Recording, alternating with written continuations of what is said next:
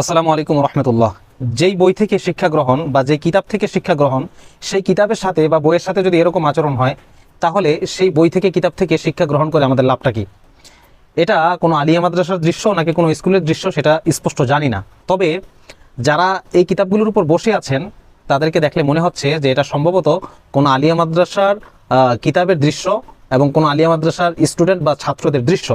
আপনারা দেখছেন যে কিতাবগুলো থেকে তারা এলেম অর্জন করে, সেই কিতাবগুলো যদি তাদের পাশার নিচে থাকে, তাদের নিতম্বের নিচে যদি থাকে, তাহলে সেই কিতাবের মূল্য তাদের কাছে থাকলো কোথায়?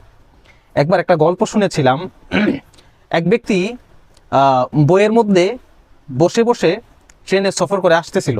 তো একজন জিজ্ঞেস করতেছে যে, ভাই আপনি বইয়ের উপর বসছেন কেন? এই কিতাবগুলোর উপর আপনি বসছেন কেন? তো সে বলল যে, এই কিতাবগুলো আমি পড়েছি, আমার ভিতরে এই কিতাবগুলো আছে। তো মাই ভি এক কিতাব হু, ইয়ে ভি কিতাব হে। আর কিতাব পর বৈঠে তো কই মজায়কা নাহি। কিতাবের উপর রাখলে কোনো সমস্যা নাই। এগুলো আমি পড়ে শিখছি আর এগুলো আমার ভিতরে আছে, আমিও কিতাবের মতো। তা আমি যেহেতু কিতাবের মতো, সুতরাং আমি এই কিতাবের উপর বসলে কোনো সমস্যা হবে না। তো প্রিয় দর্শক, যে কিতাব থেকে শিক্ষা গ্রহণ করা হয় সেই কিতাবের উপর এরকম আচরণ আপনারা কিভাবে দেখছেন কমেন্টে জানিয়ে অবশ্যই ভিডিওটা শেয়ার করে সকলকে দেখার সুযোগ করে দিবেন। ধন্যবাদ সবাইকে। আসসালামু আলাইকুম রহমতুল্লাহ।